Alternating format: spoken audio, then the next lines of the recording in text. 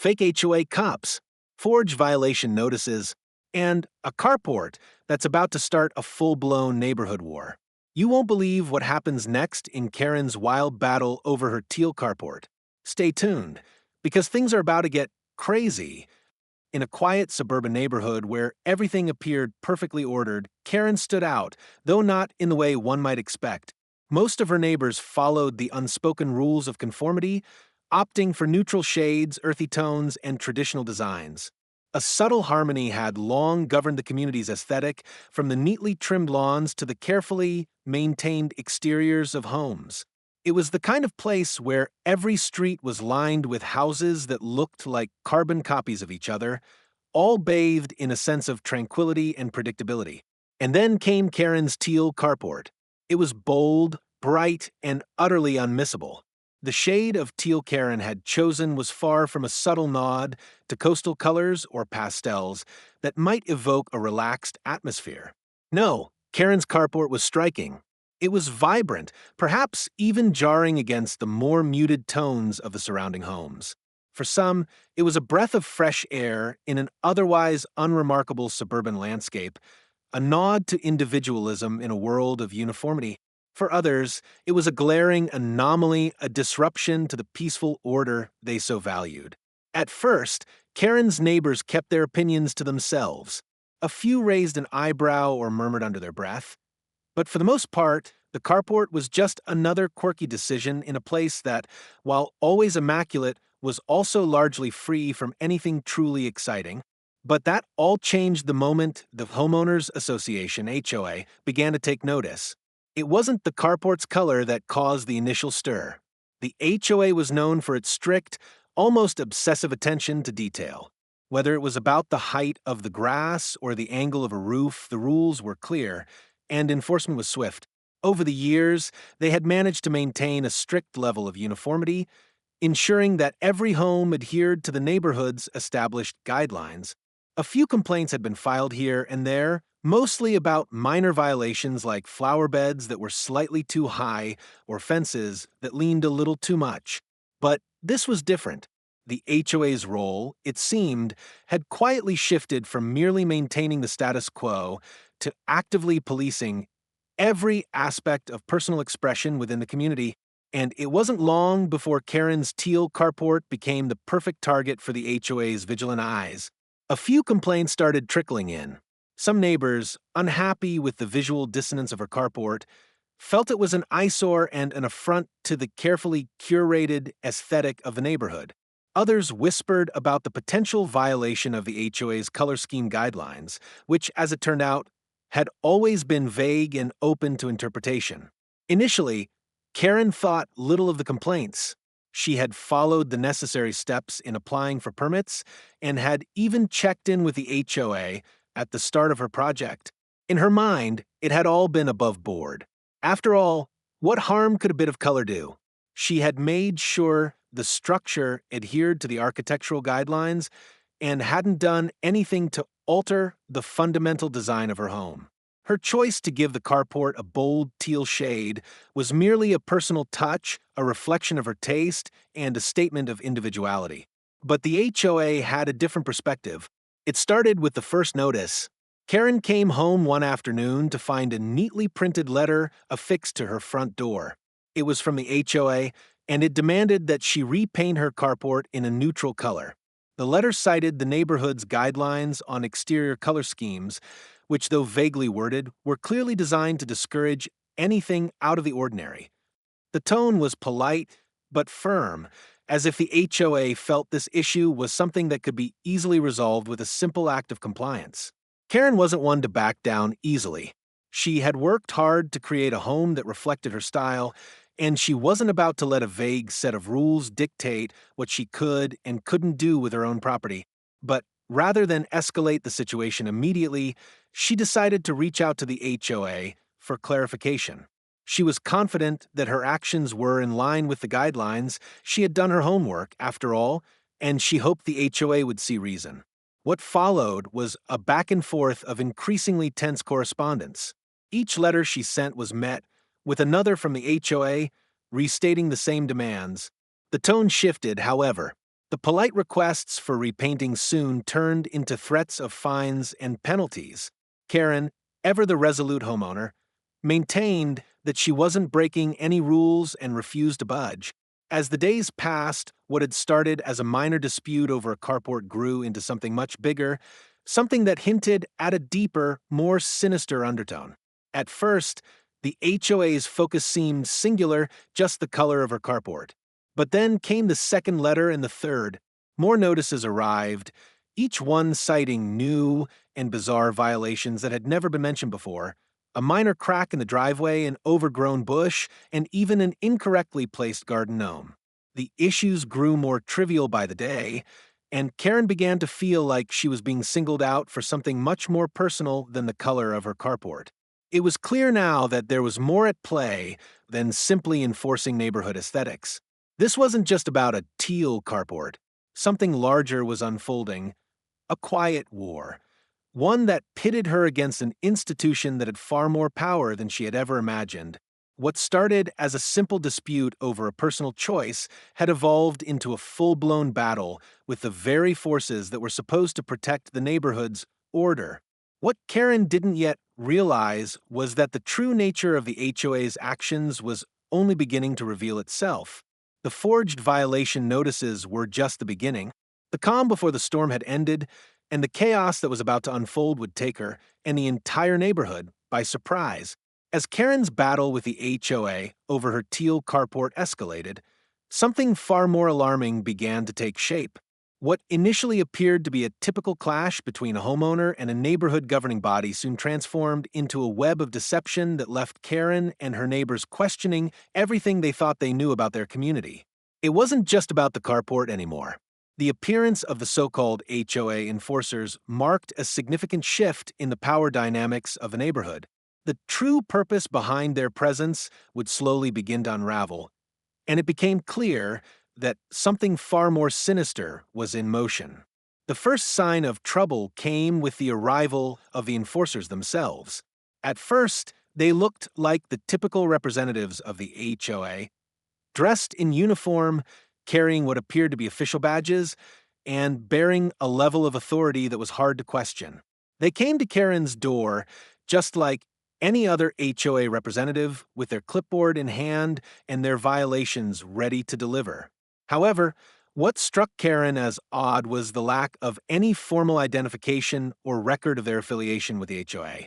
The men didn't carry the usual HOA paperwork, nor did they refer to any established communication channels that had been used in the past. When Karen pressed for more information about who had sent them or which specific branch of the HOA they were representing, the two men's answers became increasingly vague and contradictory. Their professionalism felt forced, almost as if they were playing a role rather than adhering to standard procedures. Something didn't sit right with her, but she let it slide, hoping it was just a misunderstanding. Soon, Karen wasn't the only one receiving unexpected visits from these so-called HOA cops. Neighbors, some of whom had never even been issued a warning or violation, began receiving similar notices and warnings, all concerning minor, often trivial issues. A chipped fence here, a misplaced trash can there, nothing that would typically warrant the attention of an enforcement officer. But the notices were official-looking, stamped with what seemed like the HOA's seal, and signed by individuals who were described as field officers of the association. In an effort to verify these actions, Karen contacted the HOA's office directly. What she found only added to the confusion. The office confirmed that they had no record of sending out any enforcers, let alone these specific individuals. The names on the violation notices weren't familiar, and the credentials presented by the officers were nowhere to be found in any official HOA databases. The HOA was supposed to have a clear, documented process for handling violations with a formal system for notifying residents and assigning enforcers. But none of that matched what was happening in the neighborhood. The more Karen dug, the stranger things became. Other neighbors, who had also questioned the legitimacy of these so-called enforcers, were told similar stories. One neighbor, Mr. Jensen, had asked to see the badge number of one of the men during his visit. The enforcer hesitated before providing a number that, upon closer inspection, was completely fabricated. Another resident, Mrs. Roberts, had received a violation notice for her garden gnome being out of place, a completely absurd claim that seemed made up on the spot. But when she attempted to ask the enforcer for clarification, the man swiftly walked away without giving any further information. As the days passed, Karen began to notice a disturbing pattern. The forged violation notices were all vaguely worded, often with contradictory statements that made it difficult to understand the exact nature of the alleged violations.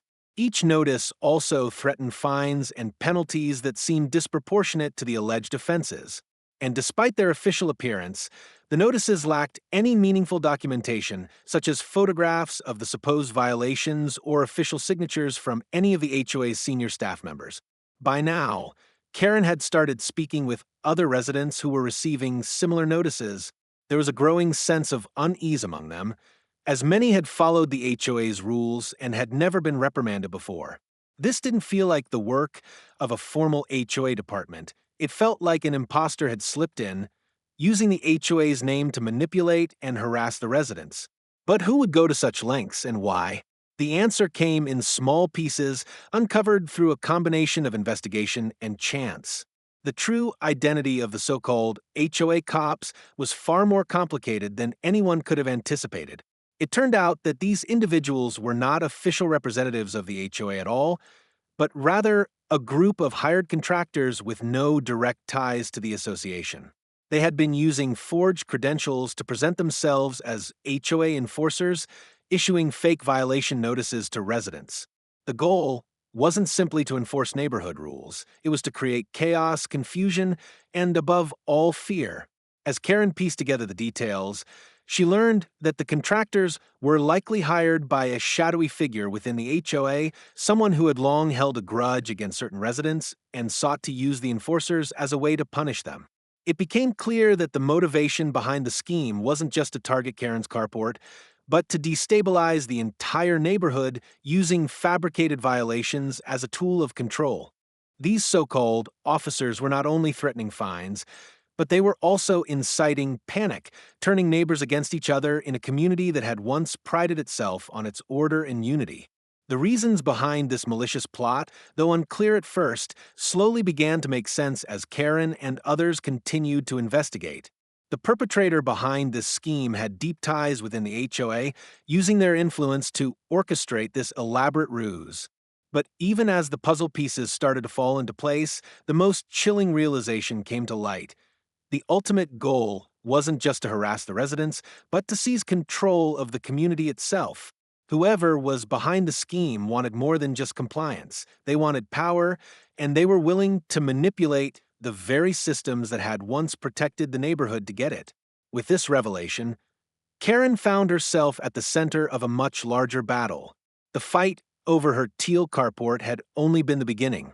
As the fake HOA cops continued their reign of terror, Karen and her neighbors now faced a deeper, more dangerous challenge, exposing the corruption within the HOA and reclaiming control of their own homes before it was too late. As the situation with the fake HOA enforcers continued to escalate, Karen found herself at a crossroads. The harassment was no longer limited to a simple dispute over her Teal Carport. It had grown into a full-blown battle for control over her home and her neighborhood. With each forged violation notice, her frustration mounted, and she realized that waiting for the HOA to address the issue wasn't going to resolve anything. The HOA had already failed to take action, and the imposter enforcers were becoming more bold with each visit. It was clear that Karen would have to fight back, and she was more than prepared to take the gloves off. Karen was no stranger to standing up for herself. Over the years, she had dealt with her fair share of challenges, and this was just another fight she wasn't willing to lose. She understood that she couldn't rely on the HOA to protect her or the community anymore. In her mind, the HOA wasn't just failing its duties, it was complicit in the chaos unfolding in her neighborhood. The fake enforcers weren't simply acting on their own accord, they were being enabled by someone in power within the HOA, and Karen was determined to expose the entire scheme. The first step in her plan was to gather evidence. Karen knew that without concrete proof, Her claims would be dismissed as paranoia or an overreaction. She began documenting everything, every forged violation notice, every conversation with the fake enforcers, every interaction with her neighbors. Karen took photographs of the notices, made detailed records of the enforcers' appearances, and even started recording their conversations whenever possible. This wasn't just about defending her carport anymore. It was about proving to everyone that these imposters were manipulating the system, undermining the community, and breaking the law. Once Karen had compiled enough evidence, she turned her focus to the HOA itself. She contacted several other homeowners who had received similar notices and began organizing a small group of neighbors who were willing to stand by her side. Karen's goal was to make the HOA face the consequences of its inaction. She wasn't just going to take on the fake enforcers alone, she was going to make sure the HOA understood the gravity of the situation. The more people she could get on her side, the stronger her case would be. The group of neighbors she assembled wasn't just a collection of concerned residents, they were angry, determined, and ready to take action. They had all felt the sting of the false violations and the rising tension in the community. Some had been given fines for trivial reasons, while others had been falsely accused of violations they didn't commit. Karen's rallying cry was simple. They had to take back control. No one would allow a group of imposters to walk into their homes, issue fake fines, and destroy the peace of their neighborhood without a fight. With her group of allies behind her, Karen began preparing for a face-off with the HOA. She knew that the HOA wouldn't be able to ignore her now. Armed with evidence, a unified front, and a newfound sense of purpose, Karen was ready to confront the root of the problem. The fake enforcers could only go so far in their campaign of intimidation, and Karen was determined to make sure their false authority came crashing down. She scheduled a meeting with the HOA, bringing along the compiled evidence of the forged violation notices, the recordings of conversations with the imposters, and the testimony of her neighbors. Karen was no longer just fighting for her carport. She was fighting for the integrity of the entire community. Her message was clear. This situation was beyond repair if the HOA didn't act. The residents needed answers, and the HOA had a responsibility to provide them. At the same time, Karen continued to challenge the fake enforcers. Whenever they showed up at her door, she refused to back down. She began asking pointed questions, demanding to see their credentials and the paperwork that validated their authority. Each time, they stammered, gave vague responses, and became increasingly defensive. Karen's persistence was wearing them down, and it wasn't long before the enforcers started avoiding her home altogether. She knew the imposters couldn't operate in an environment where they were being questioned at every turn. As the tension in the neighborhood grew, Karen's efforts to expose the fake enforcers started to pay off. The residents, emboldened by her leadership and determination, began to speak out more openly. Neighbors who had been too afraid to challenge the enforcers now found the courage to stand up and share their own experiences. Some had received multiple violation notices, others had witnessed strange behavior from the enforcers, and many were beginning to suspect that the entire situation was orchestrated by someone with ulterior motives within the HOA. The more Karen uncovered, the clearer it became that the HOA was either completely unaware of the scam or actively turning a blind eye. This revelation only fueled her determination. Karen wasn't going to let the HOA escape responsibility by pretending to be ignorant of the situation. She filed formal complaints with local authorities, reporting the fake enforcers for their actions. She even contacted legal counsel to explore her options, preparing herself for the possibility of taking the HOA to court if necessary. Karen's relentless pursuit of justice began to gain attention outside the neighborhood. News of the fake HOA enforcers spread to local media outlets, and the story quickly became a point of interest in the community. The press coverage put additional pressure on the HOA to address the issue publicly, something they had been trying to avoid. Now, Karen had a larger audience to hold the HOA accountable, and she knew the eyes of the public were watching. In the end, Karen's tenacity proved to be the deciding factor. Her refusal to back down, her willingness to challenge authority, and her dedication to exposing the truth made it clear that the fake enforcers had underestimated her. The HOA was forced to investigate the matter fully, and the imposters were eventually removed from the neighborhood. The individual behind the scheme was revealed to be a disgruntled former HOA member who had sought revenge against certain residents. The truth, once hidden in the shadows, came to light, and the residents were able to regain control over their own homes. Karen's victory was hard-earned, but it sent a powerful message. When a community unites and when one person is willing to stand up and fight for what's right, even the most entrenched systems of power can be shaken to their core. As Karen's battle against the fake HOA enforcers raged on, the neighborhood found itself plunged into an unexpected chaos. What had started as a seemingly straightforward dispute over a Teal Carport had rapidly evolved into a divisive issue that put the very fabric of the community at risk. The HOA's forged violation notices and the presence of the imposter enforcers weren't merely troubling Karen anymore, they were shaking the foundations of the neighborhood itself. As tension mounted, neighbors who had once been friendly now found themselves at odds, torn between loyalty to Karen and the shadowy figures who had sown disorder in their midst. The first signs of division emerged as the fake HOA cops began targeting more homes with their fraudulent violations.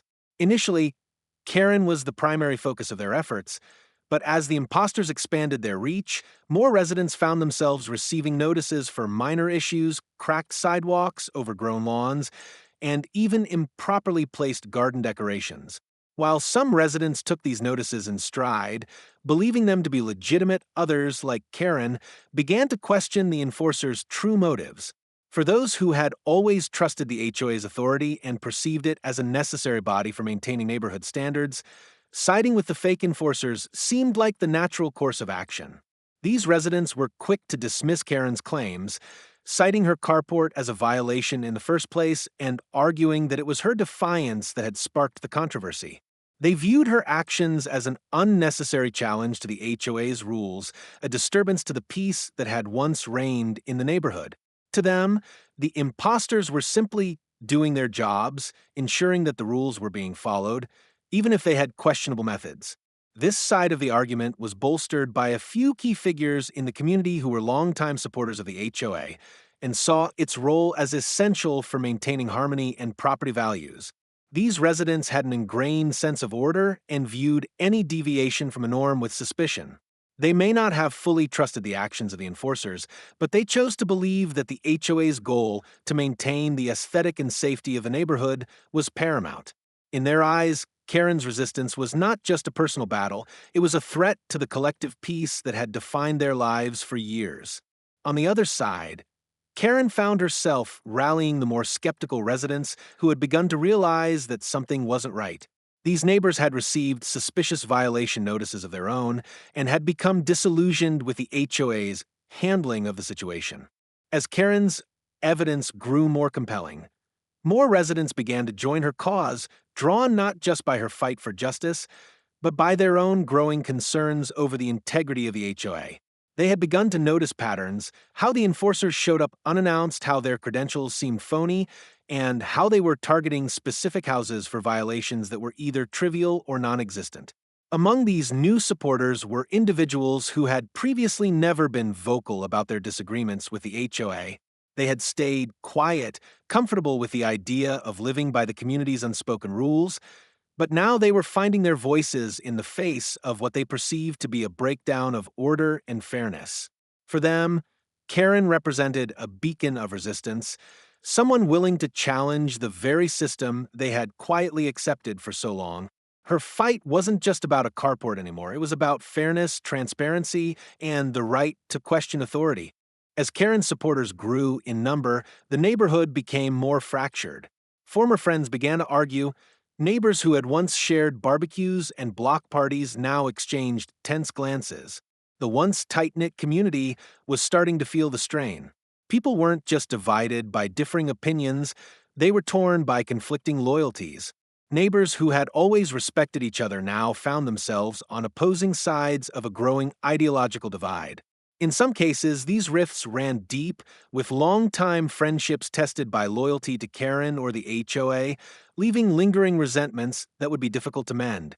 The enforcers, meanwhile, continued their work, and their influence began to grow as more residents caved to the pressure. Their well-practiced tactic of issuing fines for seemingly minor offenses had an insidious effect. Even those who were initially skeptical about the legitimacy of the notices began to fear the consequences of resisting.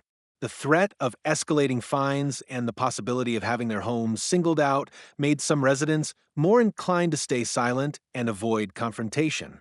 For them, the drama wasn't worth the risk of further disruption to their lives. This group, though smaller, began to align with the HOA's enforcers either out of fear or because they believed in the necessity of maintaining neighborhood standards, even if the enforcers were operating outside the boundaries of what was acceptable.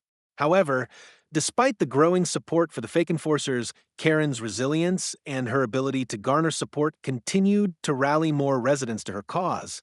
As the battle reached new heights, Karen became more vocal in her challenge to the HOA's authority. Her calls for transparency, her publicized meetings with local officials, and her demand for a full investigation into the fake enforcers began to gain momentum, particularly as her supporters uncovered more about the imposter scheme. Many who had initially stayed on the sidelines now found themselves questioning whether the HOA's actions had truly been for the good of the community or whether they had been manipulated for personal gain. This shift in perspective was pivotal. It wasn't just about siding with Karen anymore, it was about defending the integrity of the neighborhood. For many, the realization that the HOA was not acting in the community's best interest was a turning point. They now saw the enforcers not as protectors of order, but as agents of manipulation designed to sow division and exert control over the residents. Karen, once seen as a rebellious outlier, was now viewed as the voice of reason, the person who was exposing the truth behind the facade. Despite Karen's growing support, the battle was far from over. Tensions remained high as the fight for control of the neighborhood reached a fever pitch. Residents were no longer just questioning the color of a carport, they were questioning the entire structure of authority that had once been taken for granted. With sides drawn, alliances tested, and loyalties fractured, the outcome of this battle was uncertain. Would Karen's supporters be able to hold their ground and expose the truth behind the fake enforcers? Or would the HOA's enforcers succeed in turning the tide, manipulating enough residents to tip the balance in their favor? The stakes were higher than ever, and the neighborhood was about to face the consequences of the choices made in these tense days. As the neighborhood continued to grapple with the fallout from the fake HOA, enforcers, Karen and her group of supporters found themselves standing at the precipice of what would become the most shocking twist of all. The tension that had been building for months reached a boiling point, and the final confrontation loomed on the horizon. What had started as a simple fight over a Teal Carport had evolved into a much deeper, more sinister battle. One that would not only change the lives of the residents, but would also leave a lasting mark on the very fabric of the community. Karen's persistence in documenting and exposing the truth about the imposters had slowly begun to crack the facade of the HOA's false authority. The fake enforcers, who had once seemed like an unstoppable force, were starting to falter. Residents who had previously sided with them were beginning to have doubts. The media coverage of the scandal had intensified, and with each passing day, the pressure on the HOA to take action grew. The public's interest in the case had turned it into a local sensation, and people were beginning to demand answers. But as the walls started closing in on the fake enforcers, something unexpected happened. Just when it seemed like the truth was about to be fully exposed, a bombshell dropped that no one saw coming. The person behind the entire scheme, the mastermind who had orchestrated the fraudulent enforcers and manipulated the HOA from the shadows, was none other than someone who had been at the center of the neighborhood's community for years, the HOA president herself, Ms. Evelyn Marks. For months, the residents had believed that the HOA's inaction and the rise of the fake enforcers were simply the result of poor leadership or corruption within the HOA's ranks. No, one had suspected that the entire operation had been masterminded by the very person who was supposed to be protecting the neighborhood's interests. Evelyn Marks had been playing a double game, using her position as president to manipulate the HOA's power structure, orchestrate the appearance of fake enforcers, and create an environment of fear and division among the residents. The revelation sent shockwaves through the entire community. Evelyn had been a respected figure in the neighborhood for years. She was known for her charm, her persuasive speech, and her ability to get things done. She had always positioned herself as the guardian of the neighborhood's values, the enforcer of the rules, and the protector of everyone's property rights. But beneath that polished exterior, she had been running a covert operation designed to take control of the neighborhood in a way that no one had ever imagined. Evelyn had carefully cultivated a network of loyal supporters within the HOA, and over time, she had used her influence to steer the organization's decisions in her favor. But her true ambition was far more insidious. She had planned to use the fake enforcers to create a climate of fear and chaos in the neighborhood. By issuing false violations and threatening fines, she hoped to force residents into compliance, pushing them to the brink where they would have no choice but to relinquish their control of the community. Her ultimate goal was to seize power within the HOA, remove anyone who opposed her, and establish herself as the undisputed authority over the neighborhood. What made Evelyn's plan even more devious was the way she had used the enforcers to pit neighbors against one another. The forged violation notices had created divisions where there were none before, turning once friendly neighbors into bitter rivals. Some residents had rallied to her side, believing that she was simply upholding the neighborhood's standards, while others had been left feeling isolated and betrayed. By playing both sides, Evelyn had orchestrated a situation where the community was too divided to resist her control. Karen, however, had not been so easily manipulated. Her tenacity and determination had led her to uncover the truth behind the fake enforcers, and now she had the smoking gun, Evelyn Marks herself. The very person who had once been seen as the neighborhood's leader was exposed as the puppet master pulling the strings of division and chaos. Karen's victory was within reach, but the final showdown would not come easily. Evelyn wasn't going to give up her power without a fight. As the truth came to light, the tension reached its peak. Karen, emboldened by the support of her neighbors, was ready to confront Evelyn. The battle for control of the neighborhood was no longer about carports or garden gnomes. It was about the fundamental question of who would hold power in the community.